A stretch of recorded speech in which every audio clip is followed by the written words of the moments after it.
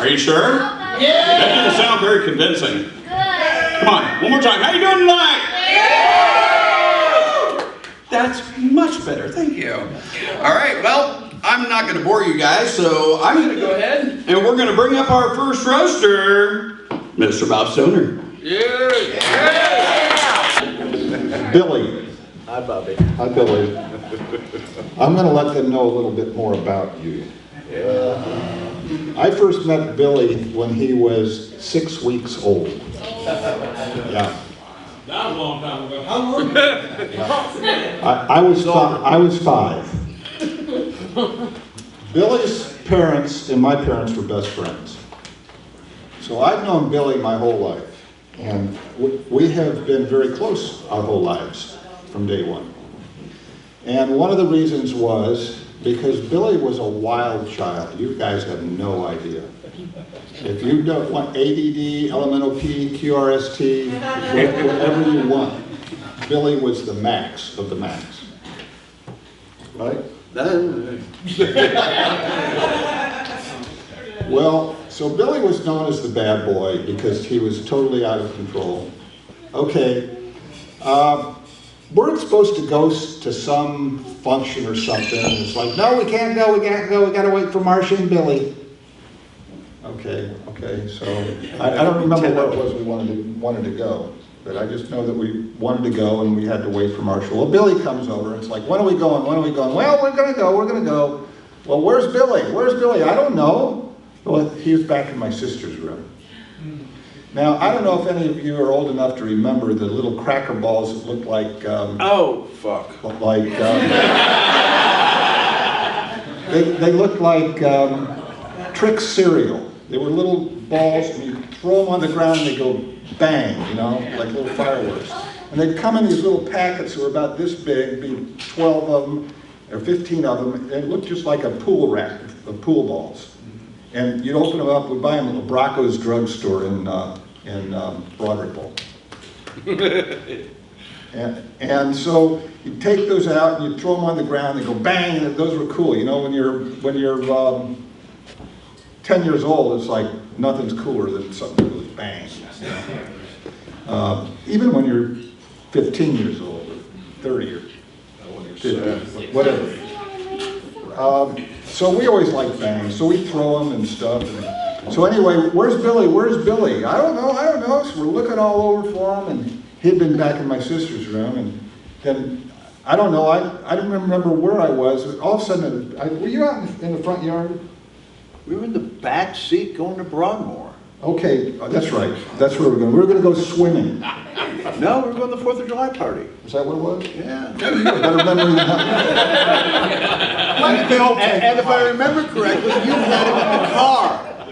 You had the bag of them in your car, and I got them from you. Which one? Oh. Yeah, shut the hell up!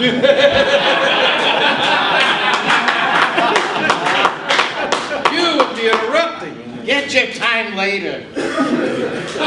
Anyway, so I guess Billy got him from me. I'm trying to pass the buck. Anyway, so next thing we know, we hear this loud boom. Then all of a sudden there's dead silence. And then...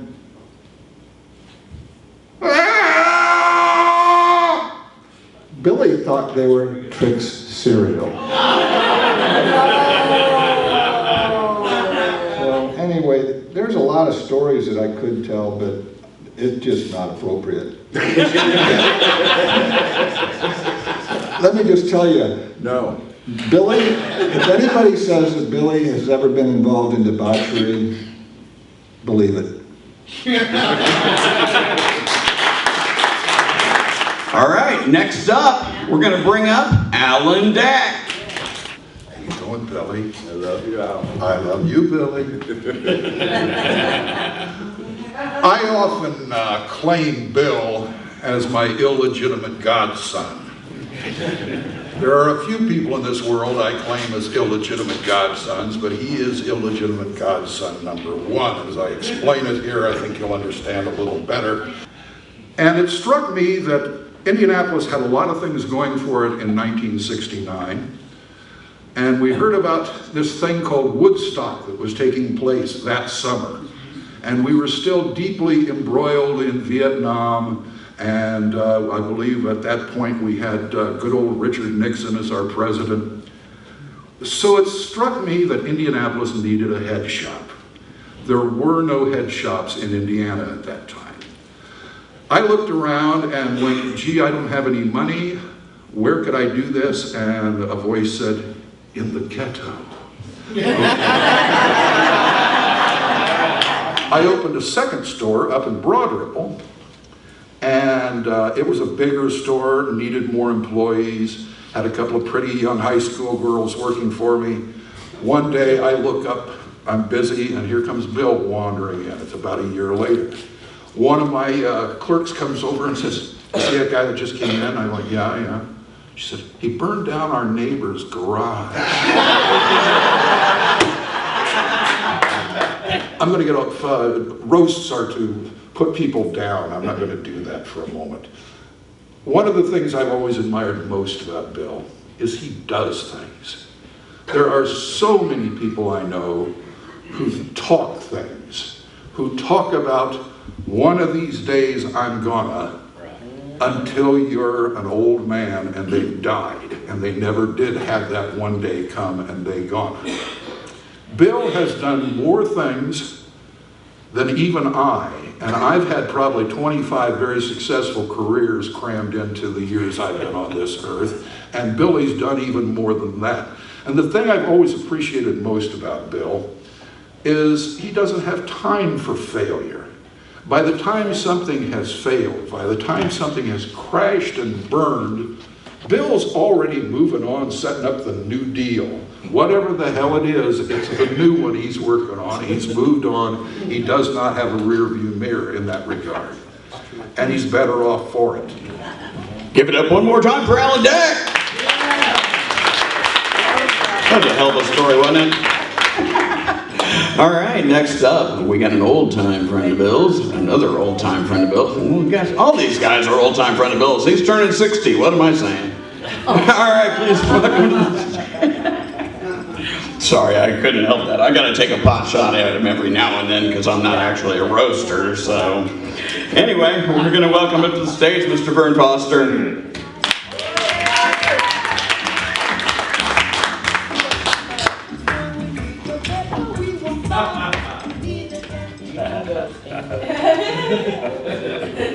Yeah, I've waited for this a long time. You don't pick on friends. You don't want to hurt them. Yeah, this is good. Yeah, I met Bill in '64. I picked him up to give him a ride, and he told me he was from Indianapolis, and I thought, wow, I got to get this guy out of my car. But anyway, it started raining or something, so we did a smoking ritual thing, and we've been good friends ever since. I don't have a lot of big stories. I did take Bill and a couple of girls camping. Yeah, and we wound up doing 3 days hard time in the Owen County Slammer. While I was in Maine, where I met Bill, the property had changed owners, and I didn't know it. We'd been out there 4 or 5 days.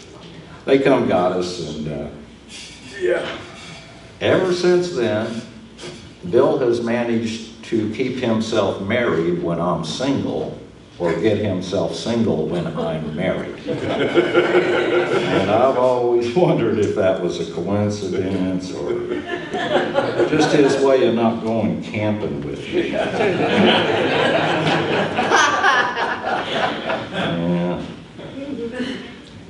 When you roast somebody, you exaggerate things about them, and when I tried to write some notes, if I exaggerated, it went very extreme. So I couldn't do that. And I don't know why we're even taking the time to roast him. I think we ought to pick out the stems and seeds and the smoking.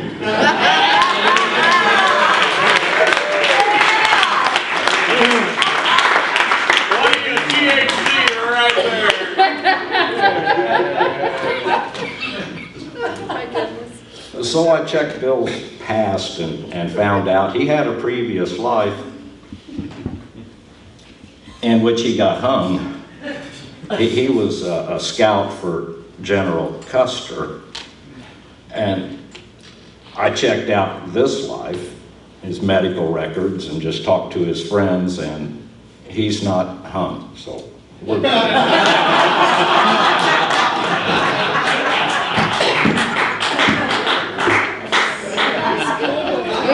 I stopped at his house once years ago, and he seemed troubled. And I just asked, I says, "What's wrong?" And he says, it's all these bills. And I said, "Oh yeah, God, I just hate bill paying time." And he said, "No, it's these bills."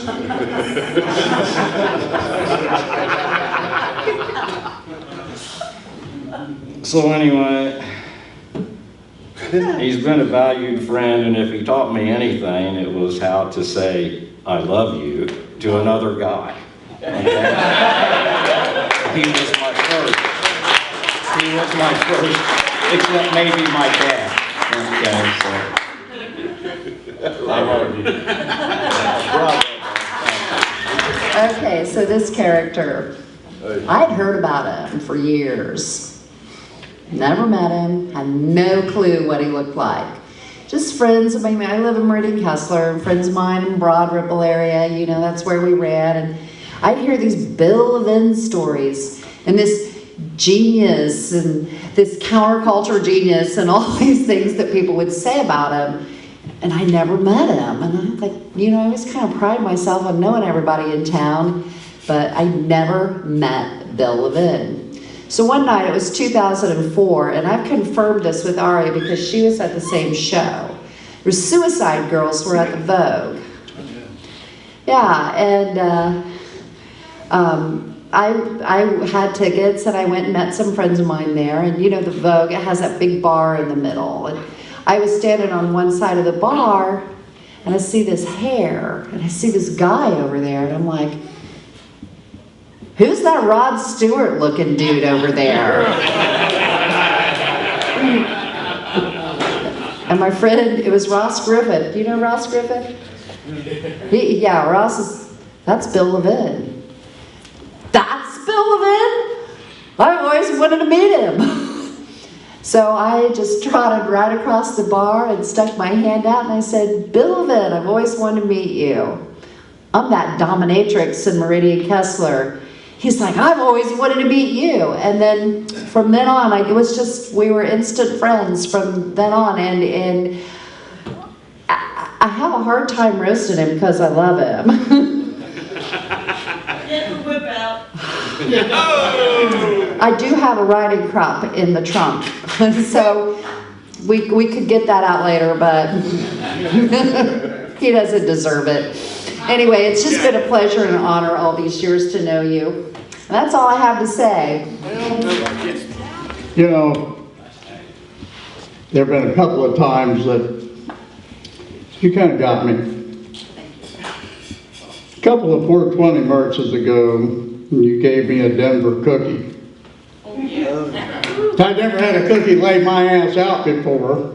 It was one about like that, and I think it was supposed to be 4. And the next time that we're in a 420 march that you and I are leading, and you filter off somewhere and don't tell me where the hell we're going. We didn't know. We didn't. But it ended up all right, Bill. Yeah. I think I first met you in 1988 or 89. Yeah, at Dave's and Tell's. Oh, yeah. Yeah, and then I encountered you again when you were on the board of Indiana Normal, and I returned to Indiana. And I encountered you again when you finally decided to get into the marijuana movement with both feet. I never stopped not encountering you again. Yeah, well. And you've been one of the, you put energy into the movement in Indiana. this church has been a godsend to that movement. And my sense of humor runs along the lines of puns and reactive. So I don't really have anything funny or hilarious to say, except that you've been an extremely impressive person, and you've got this thing going. This church is putting it in their face, and damn it if you haven't got more media in 6 months than Indiana Normal's had in 41 years. And we needed that. And I just appreciate the fact that you're here and you're out there and you're helping lead the way and you're showing us the way. And I can't say enough good things about you. I love you, my brother. And I thank you very, very much for being here. I can't believe I'm missing Master Chef Junior to be here tonight.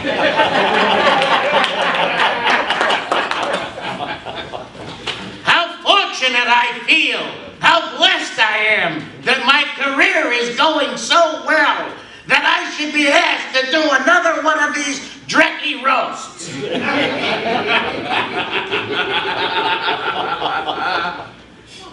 I don't know why I'm doing it like Gilbert Gottfried. I just get into these things. I can't get it.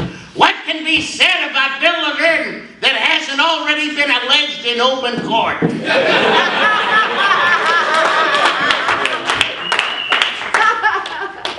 And right off the bat, I'd like to address this one issue. The rumor about the copious, the truckloads and truckloads of Viagra that this man has to take just to keep up with his girlfriend. It's not true. Not true. He doesn't need Viagra. Doesn't need He needs cement. Lots of it. Lots of cement. But take my word for it, even at his age, he can still make a woman scream in bed. Usually they scream, call 911. I don't think he's breathing.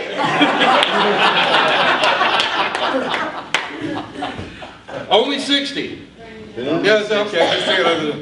You look That's every good. minute of it too, by the way. You don't look a day over 54. It's not a pretty man, you know what I mean? Not a pretty man. Ariana took him to the beach. All the people crowded around her asking her what she used as bait. An ugly man, you know?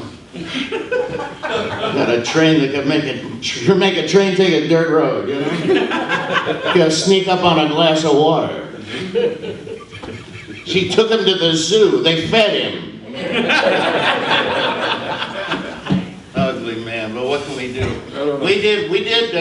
We wrote a song for you. Yeah. Kind of. And we spent about What? It just took us every bit of like 45 seconds. pretty short. It's not long. We're not happy with it, but We didn't like what we come up with. Might as well record this because you'll never hear it again. This is it. good to see Jerry Goble here. Thank you for inviting us, Jerry. Jerry, Jerry always it's good to see Jerry. Always. It's always good to see Jerry. Yes, it is. Not in the lineup. Always come. Just on the street. Just on the Always shows up at our performances. Last time he laughed so hard he almost dropped his pad and pencil. As he steals. Yeah. Because he found out that lifting jokes was, they don't weigh anything. And he's a lazy man. For years he thought manual labor was a Mexican Indian. Is this thing on? Sky? Is it working? Hello? Check! Wow. Check one. Check. Okay, we're ready to go with this. I don't know. Just try. I'll try my best. Okay. I got a pick in my pocket. Yeah. Is that a pick in your pocket or you just glad to see me? By the way, I think you were the first one that man love thing. Yeah, I mean. Well, I love you too. Well, no, I'd said it before. I just. Yeah. All right. Never mind. Vern, I'm gonna set you up with a different mic. Do you think it's necessary for this song? Okay, all right, there we go. All right. If you like. Not really. It's not gonna help. I gotta see what.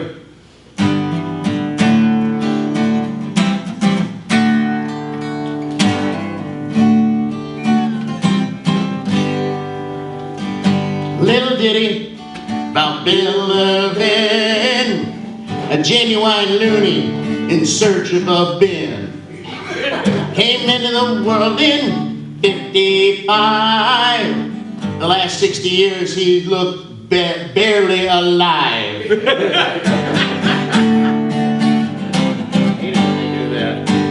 Sucking on a water bong outside the Dog and Suds. Decided he really liked firing up buds. Joined up with Normal in 2002. Exactly what they needed, another crazy Jew.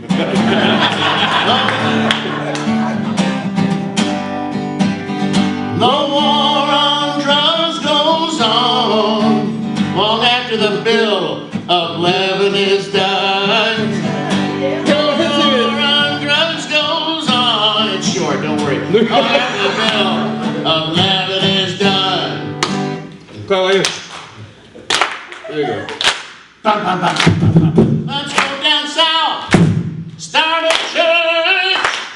We'll get a grand poobah who looks like Lurch. And he'll fight as long as he can. Hope he don't end up doing time in the pen. Lockdown.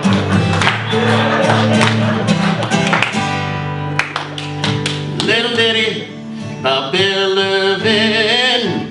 Protesters outside say he's living in sin. Thank you. Thank you, that's our time. Thank you, Bill. You're welcome. I've known Bill since only July 1st, the first day of services. And what happened was I was at home watching Fred Flintstone. And then next thing you know, news comes on and says, hey, we got a grand poobah. So I wondered who stole Fred's name. There you go. And so I had to come, of course. And so, you know, Bill has goats, you know, so that's probably why his hair is all fucked up. But it does have that broad screwed look, and that looks great. Okay. You know, Bill, you know, he, hang on a second, I'm sorry about that. Let me go to this one instead. Yep, no, do this. Bill, he has a. Ooh. You know what? This is what happens. Throw this stuff away. Okay, here we go. You know what happened the first day? Bill comes up. He sees me standing out here with another guy. He says, So he comes up and he talks. And, you know, Bill ain't got tolerance for assholes or ignorant people. So he didn't say nothing to me. Yeah. I did get a big hug and a love you. I guess I did get that, and I gave it back in return. So, and my life has changed ever since. I didn't know that Bill had head shops and all different types of things beforehand. I should have known, but I didn't. But this is a creation that has started, and it's never going to end. So this is awesome. That you know, he has something that we all would need. So I'd like to close out with this here real quickly. Well, actually, you know what? Bill's the only man I know that walks in goat shit all day, you know, and he comes and he gives you a big hug, and he's got a fucking smile on his face, and, you know, we now know what the fucking smile's about, huh? Yeah, that's what I think. First I thought he was happy to see me. No, he wanted me to smell the goat shit. I understand that one now. And I'll close out with this, because, you know, this is awesome being here, and, you know, we're gathered here, you know, at the First Church Cannabis, and the sad thing is, the only thing we're going to smoke, we're going to leave with the smoke from the food only. You know? That's all right. But when things come alive, we're going to all smoke together and have a good time. But I just want to cheer a little bit and let them know I love them. So, here we go.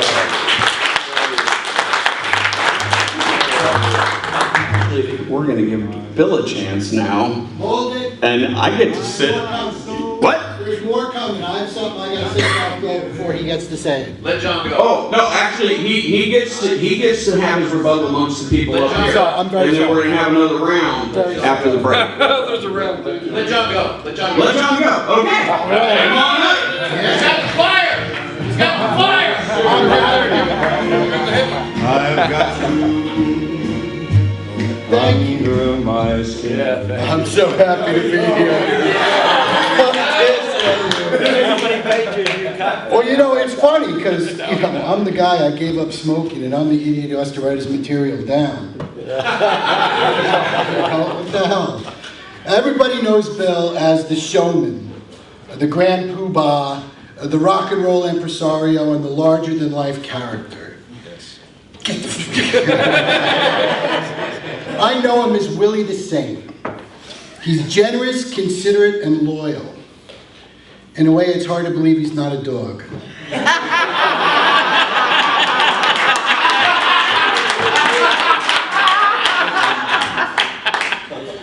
You know, I thought I knew Bill for a long time, but you guys predate me, so I thought I was going to tell you some things about Bill that you might not know, but I'll give it a shot. Bill Levin is living proof that Doc Brown from Back to the Future had a love child with Skeletor.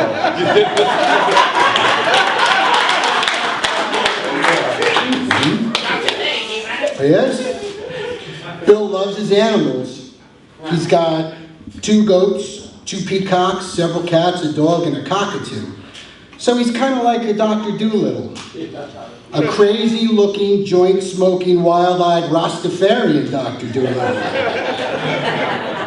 But what I like is, since Bill created the first church of cannabis, he's gotten more press than Bruce Jenner. And he didn't have to wear a dress and get fake boobs to do it either.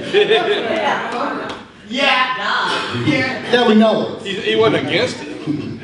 I'm not saying that Bill Levin used to party a lot, but you know you're in trouble when the host of your intervention is Charlie Sheen.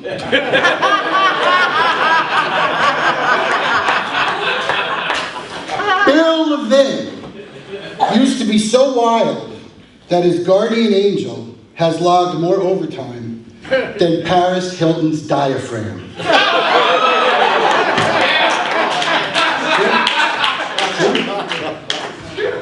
In the 1980s, Bill used to smoke cigarettes too much, he used to drink too much, he used to do other drugs way too much.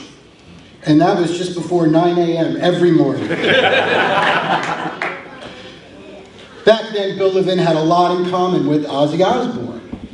They were both in rock and roll, they both partied too much, and they both married crazy women.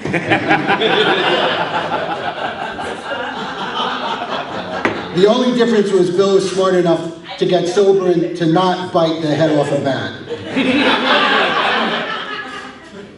In the 1980s, this country ran out of Quaaludes because of Bill Levin.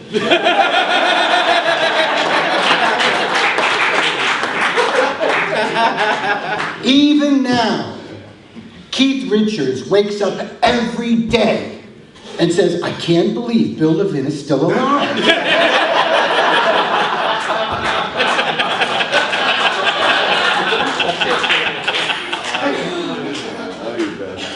Bill Levin cleaned up his act, and 2 weeks later, the economy of Peru crashed.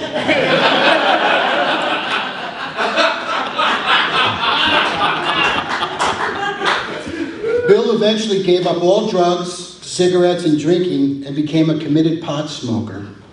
People think marijuana is a gateway drug, but for Bill, it's a reverse gateway drug. All the hard stuff led you to marijuana. Now, everyone knows that Bill likes to smoke pot, but they don't realize how much he loves it. Bill smoked pot for a month every night since 1974. Bill Levin once rolled a joint so big, someone had to go into another zip code just to light it. Bill Levin's rolling papers are tabloid-sized. This makes no sense, but I love it. A few years ago, Bill Levin needed a place to live, so he smuggled a house into his pot.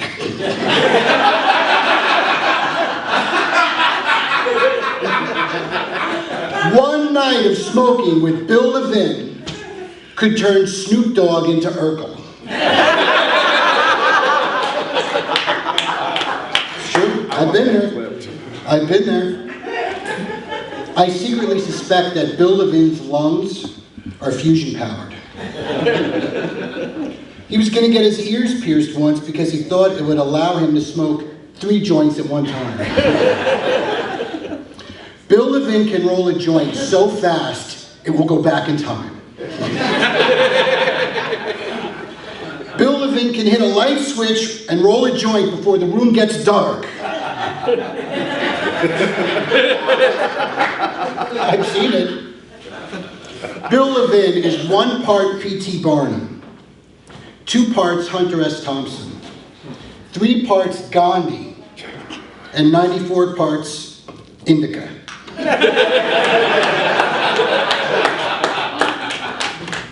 Bill Levin is also known as being quite the ladies' man. Bill Levin has been in more crazy women than Prozac.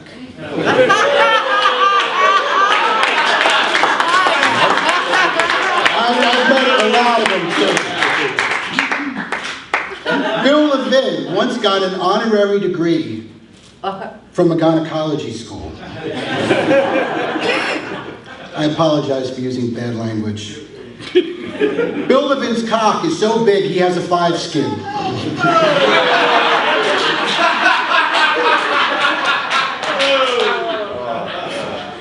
If Bill Levin was a porn star, his name would be Long Dong Bong. Bill used to go to bars and go home with women so fast his friends called him Bounty because he was the quicker picker-upper. This is the absolute truth. Bill Levin's house is the only house in the world that can claim to have hosted the Dalai Lama and a stripper who spit hard-boiled eggs out of her snatch.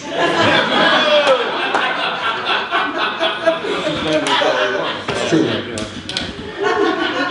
One of the last things I want to say is, and this is something we all can relate to, according to our governor, the 3 biggest problems in Indiana are unemployment, homelessness, and Bill Levin's marijuana church. And the government is only spending money to fight one of them.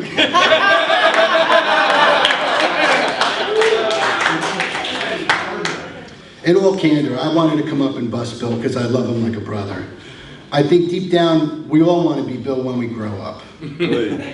He's warm, he's genuine, he's loving, he's trusting, and more than anything, he's honest. He says what he thinks, and he lives the way that he wants. He has thousands of friends who would do anything for him. And deep down, I sense that even the few enemies he has envy who he is. That's all I've got.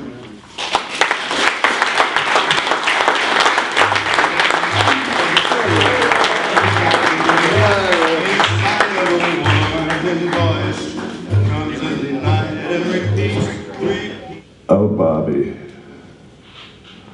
the root of all evil started with you.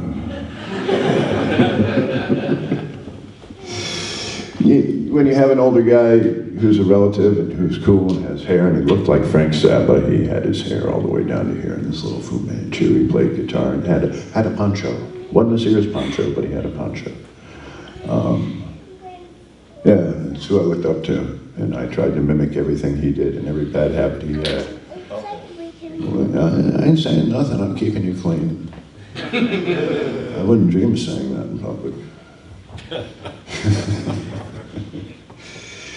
Yeah, so I'm sort of lost for material, I can't say these things. Wow, I love you. No, it's okay. This will cost you $50 later. For a $50 donation.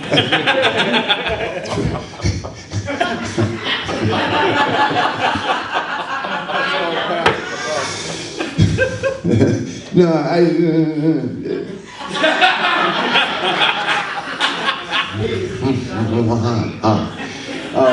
Alan, my dear Alan, I remember looking over the counter and the first thing I got was a teardrop-shaped wood pipe, and I've still been looking for one ever since.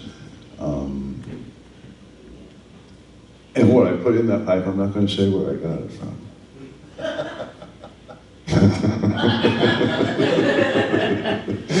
But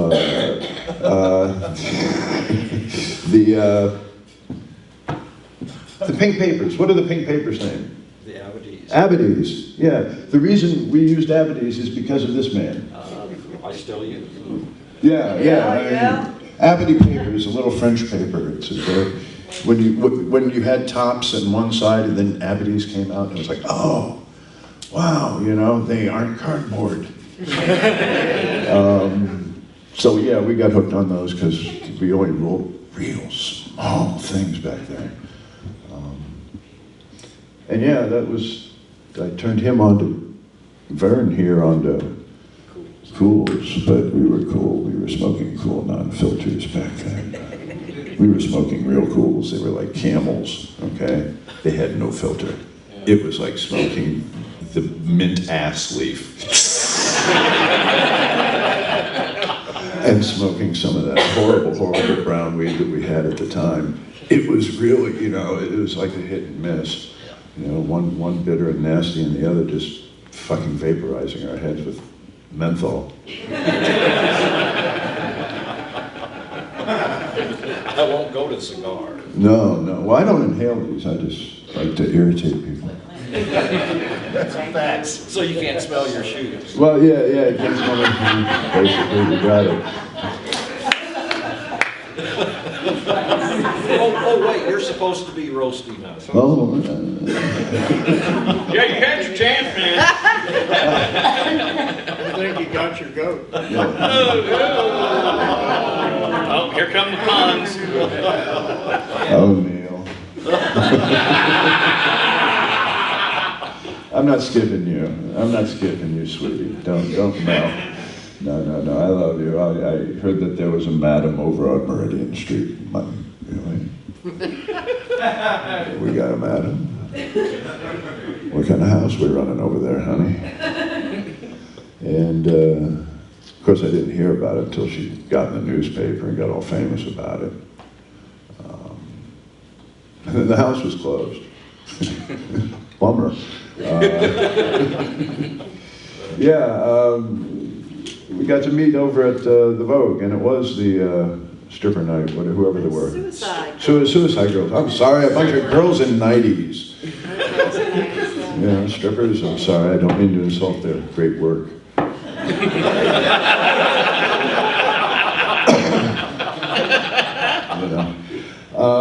Neil, how come embedded in my soul, every time I hear a bad joke or a bad pun, I look at the person and I say, don't you fucking kneel around me.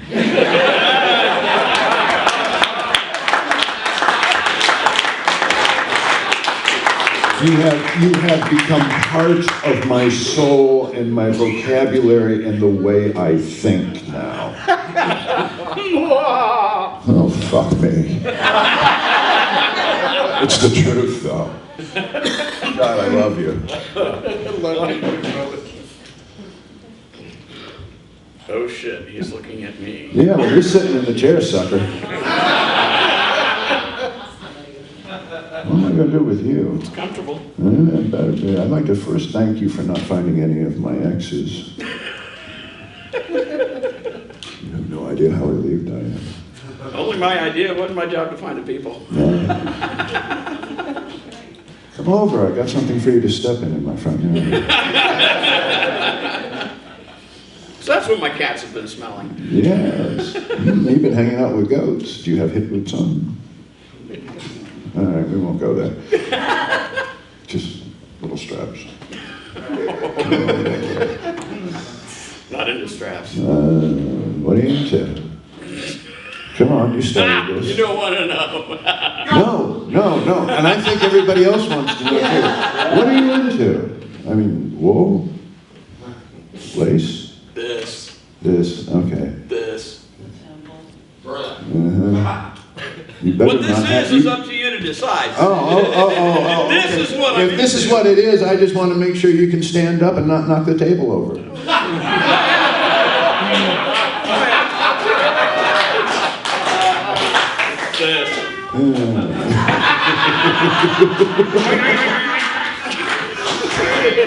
Oh, Marky. Stand up, Scotty. Marky goes back to patio days when we were all in trouble together, and we did it well. I can't remember the patio without remembering you there, and I can't remember doing... The whole Bob and Tom thing started at the patio. It didn't really start at the radio station. That was bullshit.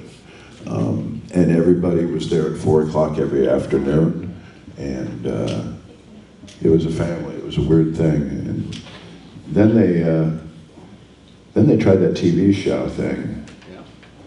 Yeah, we did that for a minute, and you were a featured performer. I was a featured performer, and so was Cleveland the Naked Sock Puppet. Here, crawl under the table in front of Bob Cavoy and put your hand through this box, and it's like, yeah. Here's Bob, here's Tom. Hi, here's a hand, fuck. Great job. It's a classy show. Mr. Verne. What? We're all right, man. I know, we're cool. I know, you know me, we're all right. And I agree with you. I just, you know, My friend. those sexy moments we've had. All right. I'm not here to brag, you know. No, but I was happy.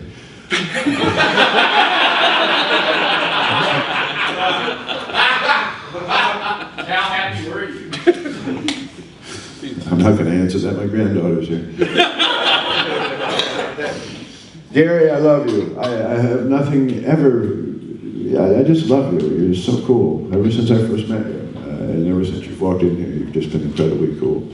And I really love you. And I love your energy. And I love your smile. And what are you doing sitting with people like this?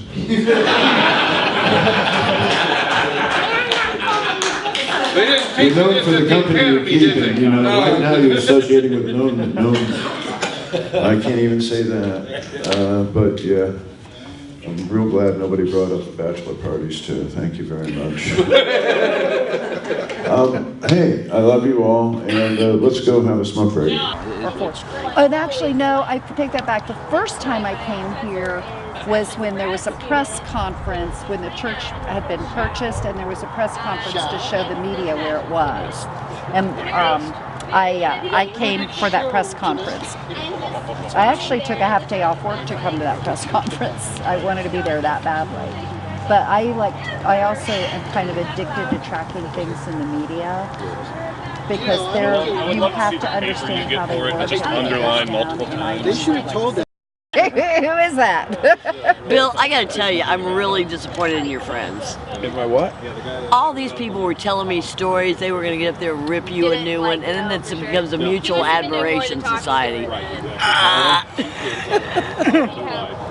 I'm a punster. I don't do stand-up. None of them wanted to admit to the crowd. Yeah, He checked out on his own. He picked the biggest Oh, yeah. football game of the Oh, year. Bill, He had remember the time at that bachelor party? No, they don't want that brought up. Director. Oh yeah, we do. Oh yeah, Okay, we're getting some people back in here now. I guess we're done with our 20, 30, 40, 45-minute break. I don't know, I lost track of time. That never happens. Okay, we're changing the mood a little bit here this time. We're gonna go for round 2 here with Bill sitting here taking pot shots from everybody out here who wants to take a shot. Now, I do want to tell you guys about this chair right here. 1, 2, 3. Does this work? 1, 2. Go ahead. Yeah, it works. I already tested it. I'm on it. Okay. Anyway, Bill is not on it. Well, actually, he may be on several things, but we just don't know. The chair, I guess that's a family heirloom. Is that correct, Bill? This was my grandmother's mother's, so it'd be my Great-grandmother's. great-great-grandmother's. Great-great-grandmother's chair. Okay, Bill, could I ask you a favor? Get up for just a second so the people can see this thing. On the front, now I need to get out of the light. There we go. On the front, in gold leaf letters, it says Poobah. On the corners where the chair meets the front rails, you might be able to see it, not very well, but there are a couple leaves there, which some of you might recognize. Now, yes, if you look under your seat, you'll find an envelope. No, I'm just kidding. But I just wanted to let everybody know that Jeff and Misty Stanger took this chair into their care and dressed it up just for this occasion.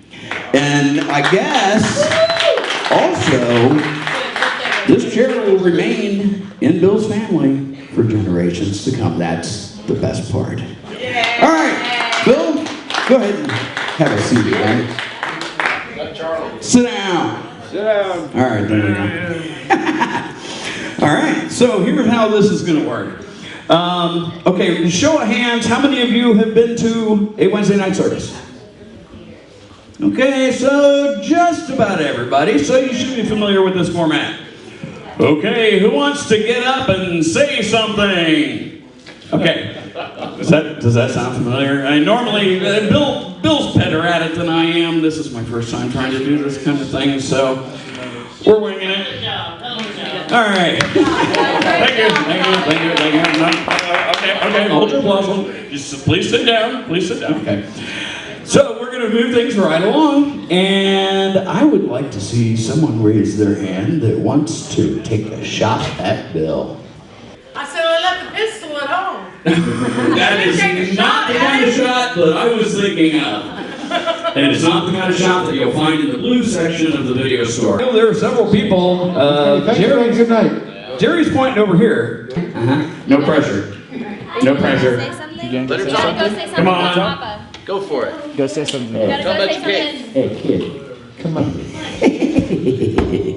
Go talk to that funny man. Here, Charlie.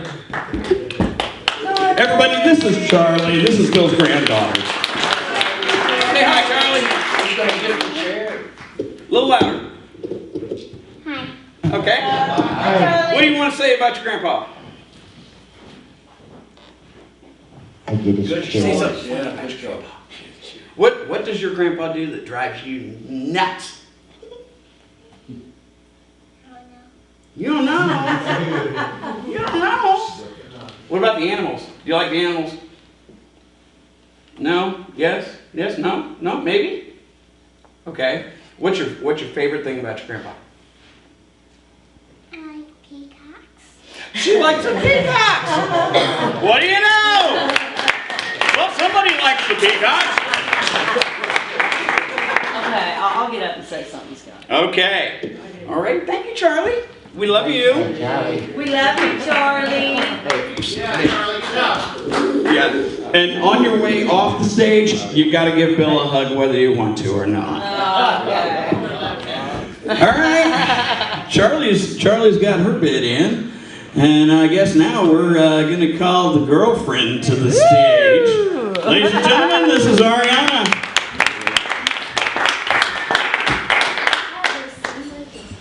I really don't have anything prepared, but I'm sure I can come up with something. So, one night Bill told me that he wanted to grow old with me, but he's 60.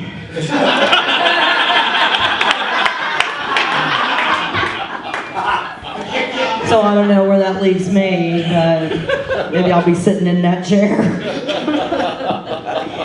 And, you know, another thing is, I kind of wanted to talk to you about this a little bit, but you know, sometimes you steal my hair dye. Sometimes you steal my hair dye. And then we take pictures together, and I look like I'm 60. Because I got to use what's left over, and he only leaves a little bit. And he's also a seriously bad lighter thief. And then we'll go to the gas station and I'll buy a lighter and he'll say, thanks, honey. You know, and I'll buy it for me. And he'll say, thanks, honey, because he knows eventually he's going to steal it. So there are many times. I mean, you know, when he gets up in the morning and he begins to, you know, cough and hack and raise the dead. You know, I do that when I'm sick. Fucking Bill's just alive. That's what it sounds like.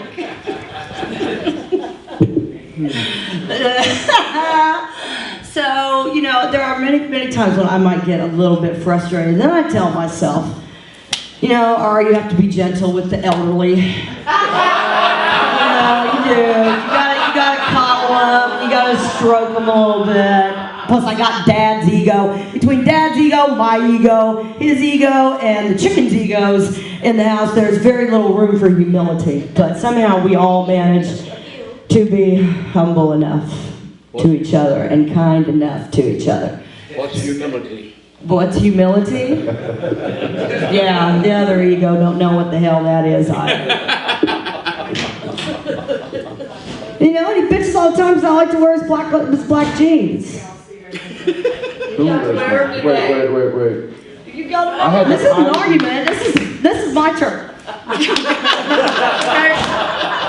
So you know, I go to work all the time. I work my ass off, and I'm always at work. I couldn't even be here tonight because I had to work. And like I didn't have time to go shopping or anything, you know. And like he's steady throwing a fit about these pants.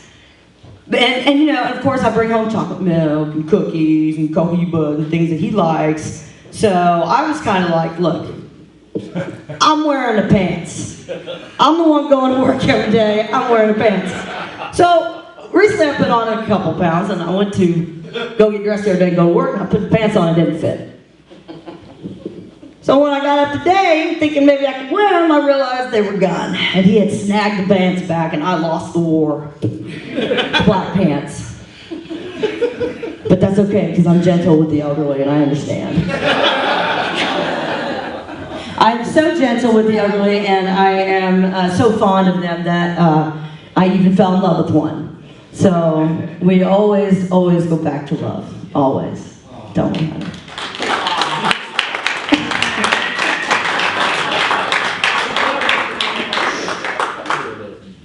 Right, baby? 3, 2. And speaking of love, you know, if you turn off the fucking lights, that would be great. This man wants the lights on when he enters the room. We have a 2-story, 2-bathroom home. That's a lot. I don't know if he's getting up there so bad that he can't see, or, you know, what's going on there, but those are just a few of my little pet peeves about the man that I love so deeply and so dearly and so very, very much, Mr. Bill.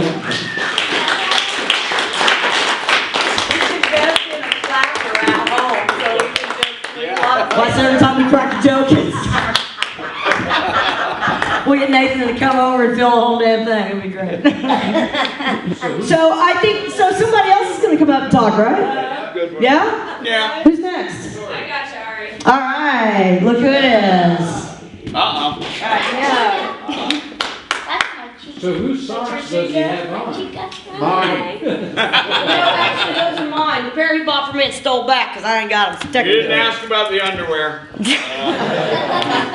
Never mind.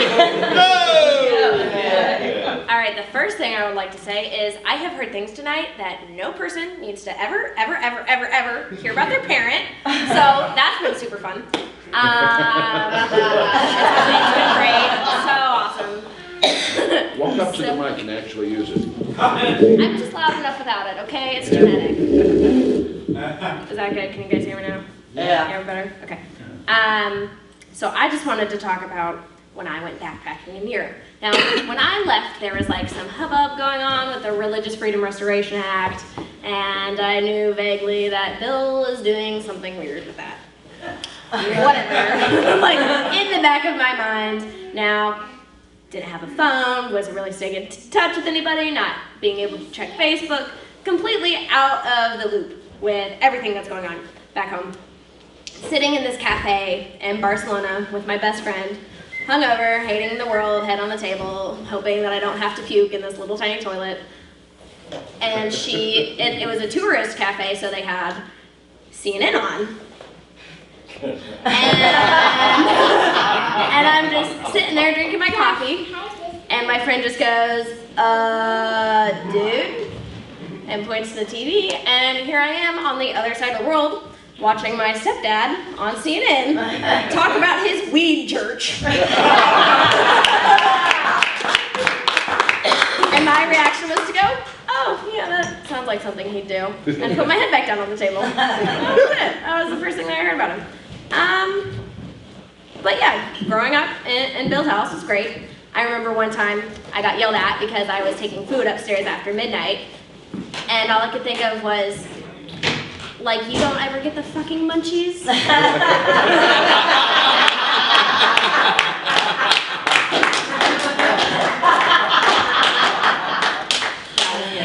That was good. It was always the house with the peacocks. Like when I was telling people like how to find my house, you know, like being little, like which house is yours on this cul-de-sac? I'm like, yeah, you see the one with all the shit out front and the birds on top? That's us. You'll find us. There's a peacock sitting on the roof in the garage. And it was great for a while there. We weren't even like the weirdest family because the people next to us had a cockatoo. That bird was evil. Yeah. Yeah, I hated that thing. I remember one day I was coming home and hearing the bird scream, "Fuck!" in this perfect impersonation of my stepfather. That wasn't even our bird. It wasn't even ours.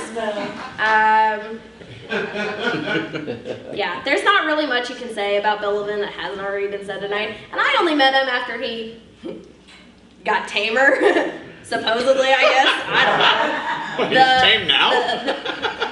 You know, I always thought he was a little out there, and then I hear stories about the shit that teenage Bill Levin did, and I just go, oh my God, really?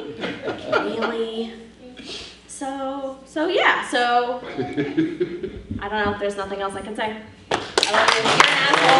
You're an asshole. You're a fucking asshole.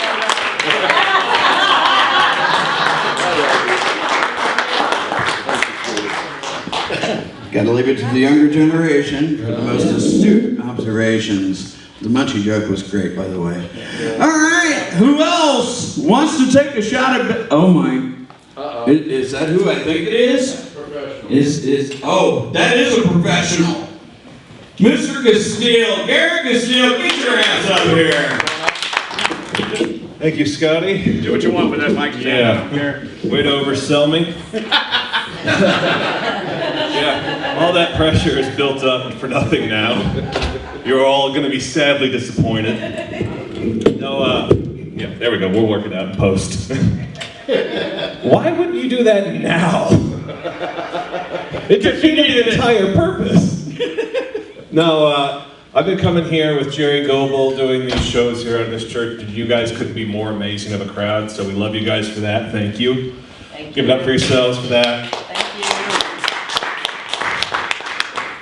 And now give it up for the man of the hour here.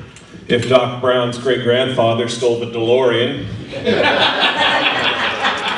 thought he'd take it out for the weekend. Did you get up to 80? No, you're on your way to it, that's right, yeah. No. Closer now. Yeah, yes, thank you, Scotty. You've been so helpful through all of this. Oh, God, you gotta give it up for a man who could do lighting for porn over here. That would be so well lit. It'd be incredible to see, wouldn't it? You just have a bunch of those bands you used to work for just playing in the background, just pumping through. You've never seen my house? I'd rather not ever see it, thank you very much. Oh, no, but, you know, it's really glad to see someone here that, you know, you took Sid Vicious and dipped him in a bottle of peroxide. Oh, man, this is really going to hinder on whether or not I come back, isn't it? No, I'm very glad to be here because Bill, the first time I met you was at our buddy Otto, the Comics Memorial show at the Melody Inn.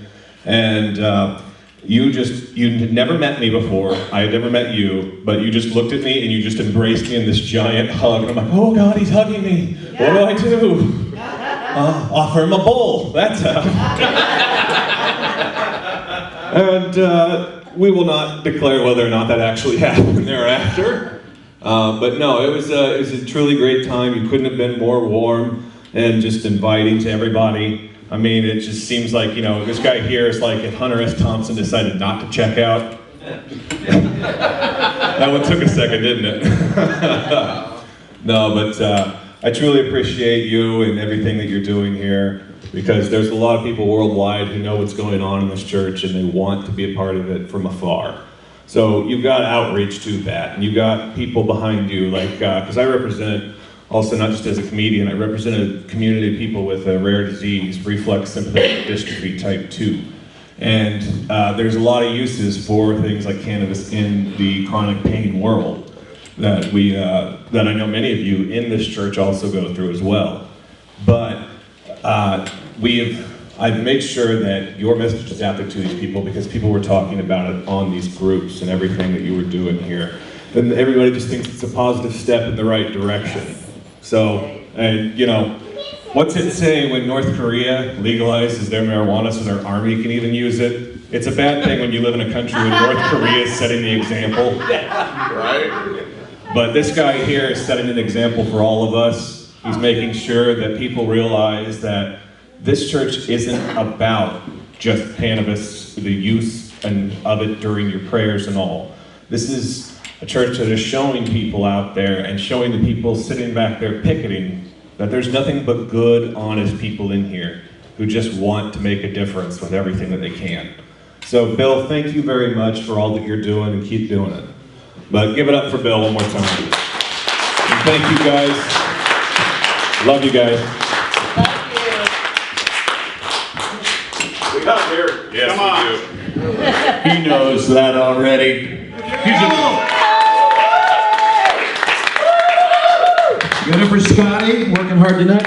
I found out you can really mess with Scotty by just touching his curtains a little bit. And he really twitches like an OCD guy. You didn't feel the tension when I just put my hand up here, but his butthole clenched up. It's it. See, is that too dirty for this? It's gonna, too bad. Yeah. All right, it was great to be here. This has been an exciting night. Bob Stoner made it in from Jerusalem. Yes. And then he wanted to go first and get out early. And then Orson Welles went on that long tangent.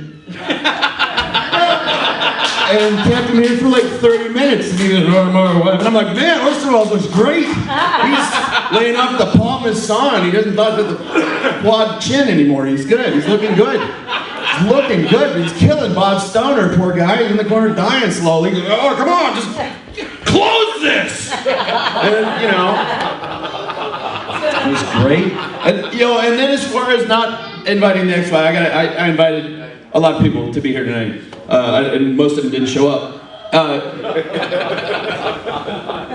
No, they did. They were all good. We couldn't get the Last Supper 13 up here. We were trying because we're gonna dig a big hole for Bill with everybody. We dressed him like the Pope last week. Hell, now this week we're doing the Last Supper up here. Who's coming for Bill Levin this week? Oh, it's feisty old Elmer Fudd back here. He's all, you're a combination. You know, I don't even really want to roast you, Bill. I want to go and set fire to those assholes over there. That's what I want to do. I want to find that inbred clan of just bad Christians. I swear, they're not even real Christians. That's the real sad part. They were messing with Misty, you know, which she could have got up here and got even with them, but she punked out. So Jeff can't do nothing with her, and, you know, takes her out to Nouveau, and she's all liquored up, talking crap to the guy that books the thing. It's the Misty show. So we're gonna get Misty liquored up, and we're gonna send her out back to the lean-to over there to talk to Jeremiah Johnson and his inbred daughters. We're gonna have it'll be great. He can do the loving the neighbor part. I can tell him to go fuck themselves. And that's why I'm here. You guys remember the movie Witness? Okay. I'm Harrison Ford waiting for the tourist to come along and run his little mouth off. Kicking the door in. So my 1950 boys, I go, golly, these people coming out to this show tonight, I tell you, all these kids with weird hair coming out here to this show, the church isn't the regular people. We don't look like this normally. I mean, straight going. Yeah. I'm starting to go, the voice is going the longer the night goes, so that's the problem. The impression's always more accurate when I'm really wasted, so. 2 hours ago I was dead on, but man, I've had some pork and stuff, and I kind of feel tired. I'm not gonna roast Bill so much as just lay on his lap and ask him to tell me about Joel Cola.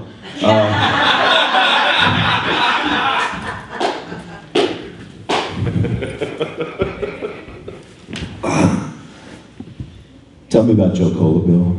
About the good old days. All the sugar and twice the caffeine. All the sugar and twice the caffeine. My God. Tasting soft drink. That is why you look like Rod Stewart. That is. So, Bill Levin. What can I say about Bill Levin? Which is kind of like the theme for the night. It's like, how much can we report without getting him in trouble? There's a special squad car out front that's actually teletyping right now. Thank you, officers. Hi, Dano. How you doing? No, he's not a cop. I just call him that because I know it pisses him off, because that's how I operate.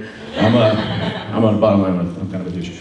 So, I'm at the Gaslight Inn, which is haunted. You guys have seen that? John Dillinger used to, I don't know, had a beer there once. And, yeah, his body possesses the place because he had a beer. And so he's there, haunted place, and I meet this crazy guy doing the sound. He's taping the shows for Mark and Vern, and I'm like, who is this guy? And I'm like, oh. He's doing the sound, he can't be too bright.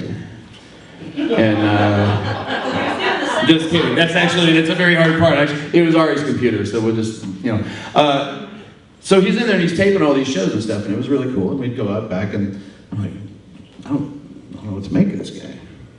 He's got the cigar that's a one-hitter. The technology to me was amazing. I was like, what the fuck is this going on? And then, we start talking. And after a point, I came to realize that he wasn't actually there. That Bill Levin does not exist. This is just like Fight Club. I met somebody that I really wanted to be. And so I'm out in the parking lot having a conversation with myself and smoking this one-hitter that was amazing that this imaginary guy gave me. And he's like, why don't you come over to my house? And I'm like, okay, well, let's let this imaginary thing continue. Let's do this. So there's this old wrecked house. It's Bill's house. Because, if you're living wild, you're not really worried about house repair, let's face it. Throw a body through the window, you're partying. And we call that renovation. It's a good place to keep the peacock. Just rearrange. I'll just put the kitchen over here, I'll put the bird over here, and I'll get the goat on the roof. And Jesus Christ, if it floods, we gotta live on the roof with the goat shit. That's the worst part. And so I go over to Bill's house again. It is a scary neighborhood. He's badass. In the neighborhood, I got footage of him dancing down the middle of that street with a bunch of guys. I'm like, oh, they're gonna kill him. I'm like, no, he's leading the parade, going down the street, punking out. I'm like, holy cow, he just is like some kind of freaking savant. Everybody just follows this guy. It's because he doesn't exist. So I'm going in this old decrepit house with my imaginary friend. And then he says, hey, you want to see the toys in my basement? And I'm like, all right, toys in the basement, let's do this. So I go down in the basement, and it looks like there's been a KB toy store knocked off, and that's why they went out of business. And there's racks. It almost looks like if the world had ended and I was a guy from outer space coming down to look at these artifacts, and some of them were in the original package boxed, and there were these frames down. I half expected Charlton Heston to be there going, you killed them all, you damn fools! And it's a dirt floor, and there's a mildew thing. I got mildew issues, some eyes or water and everything, and I'm like, and I realized at this point that this is probably where I'm gonna die.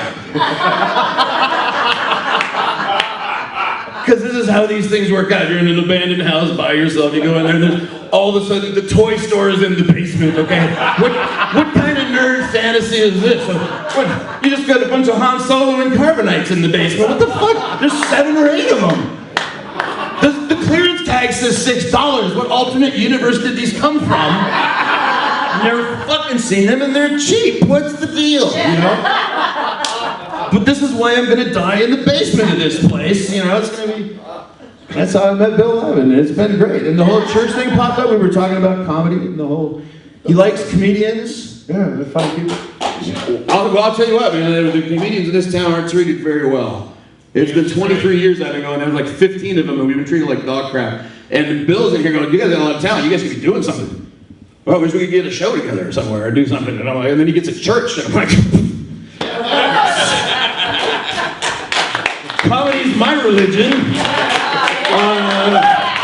We're like peanut butter cups. You got the cannabis in your church, and I got the comedy in the church, and you put them together, and they're pretty fucking great. And that's not saying I don't do the cannabis, because I do the cannabis.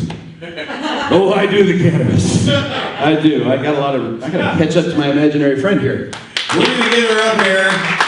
Ladies and gentlemen, this is Mrs. Steiner. She does a hell of a lot of work here around the church, as well as her husband, Jeff. Here you go. Yeah, I don't really know why I'm here.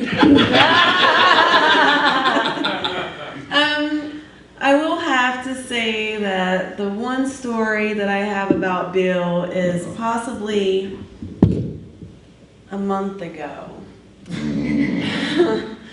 My husband and aunt was putting a doorbell in. Oh, fuckers. As they have this doorbell being installed, my husband puts the clicker in his pocket. Meanwhile, he goes to the office and he's sitting there with Bill having a conversation, just dinging the doorbell that's ringing above Bill's head. This goes on for about an hour.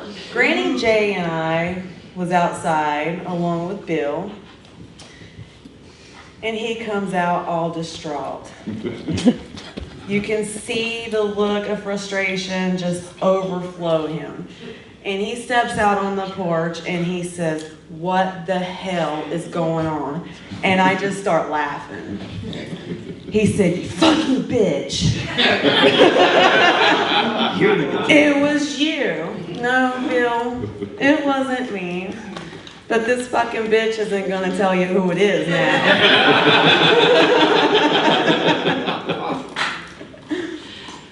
So this goes on, and my husband pulls it out of his pocket, and I'm thinking, okay, the joke's over. He still accuses me. Now all of a sudden it's my idea. Oh, that's why, Bill, I had nothing to do with it. I am a fucking bitch. But I had nothing to do with that. That's all I have. I love you. What's Bill like to work with? Well, it depends on the day. Sometimes he comes in and he's dancing and he's excited and he goes, "The hardest part of my day is to make you smile." Okay. And other days he comes in and he's not so energetic, and Misty and I are just bubbly, giggly, tormenting him to the point he wishes he could go home, pull the covers up over his head and go, "See you next week." But he puts up. And when they ask me what I do around here, my first answer is, I try to babysit Bill. It's like being a stoplight. That's a great idea, Bill. Let's go for it. We might want to use a little bit of caution. Fucking stop!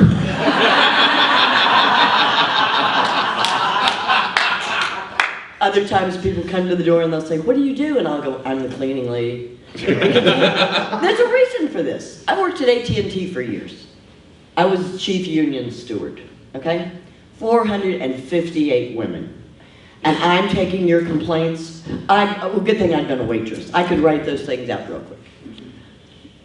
But I noticed that no matter how people are, how they treat the cleaning lady is the real personality. Yeah. And if they come in and they're all egotistical and, "Well, I'm Mr. or Miss So-and-so and you don't know who I am." No, I'm just a cleaning lady, I don't know nothing. But I'll see if Bill's got a minute for you. And I'll put him back in there with him, and then a few minutes later I'll come in and sit at my desk and go, and he'll say, "Oh no, ask Granny." And I go, "I'm just the cleaning lady, how can I help you?" The look on their faces is priceless. You kind of meet them where they are. We have wonderful people who come through here. We've had bands stop that were on tour. We've had people come from other countries that say, "We've heard about you. We just want to stop and see the church. We just want to take pictures. I want to meet Bill. I want to talk to Bill." What's really funny is the real young girls from the college that come over and want to interview him. Yeah, that's a trip. "Oh, you're 18 years old and this is your first interview?" Nice. And they sit down in front of him and they're so excited they're about to pee their pants and they don't know what they want to ask. They just know they want to be in his presence because he's the poobah.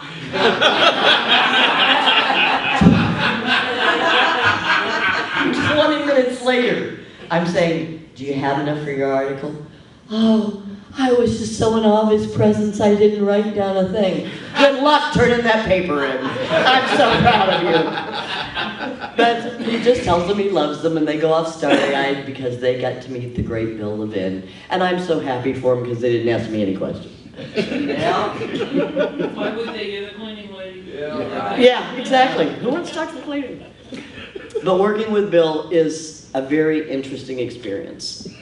From the bomb threats we had at the church, through the stalking, through the, we're going to kill you all, bring it on. But every time something happened that I would be concerned about, he'd go, don't worry about it. It's okay. Nobody's really going to do anything. They're just talking. So I said, well, make me one promise. If they do kill me, make me a martyr to the cause, cremate my ashes and throw them out here in the garden. Because I'm so full of bullshit, you'll have a bumper crop. Play it up to the press. And he promised me he would do that. But he's inspirational. He'll make you laugh. At times he will make you cry. Sometimes he will make you think, I'm never walking back in that room again for 20 minutes. Not for 20 minutes. No, I'm going to stretch it out to 30. And then he'll walk out and say something, you'll just break up, and you'll go, I don't know what I was supposed to tell you about. What the hell, he's just a kid.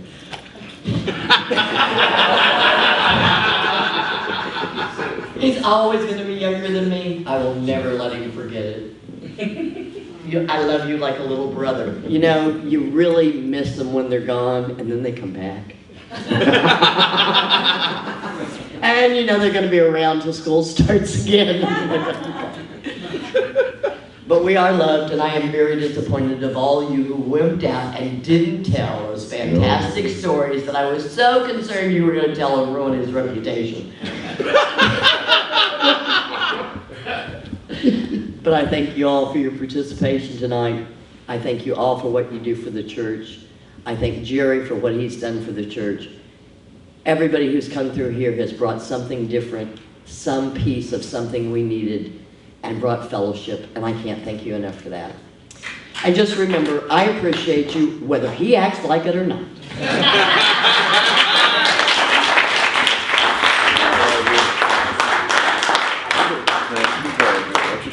All right, give it up again for Granny J. Thank you very much for an awesome, awesome party. Thank you for an awesome roast. And thank you for a great 60 trips around the sun. Let's see what we do on the next 40. Yeah. Absolutely. Happy trails to you. Keep smiling on your friends. Happy trails to you. Till we meet again.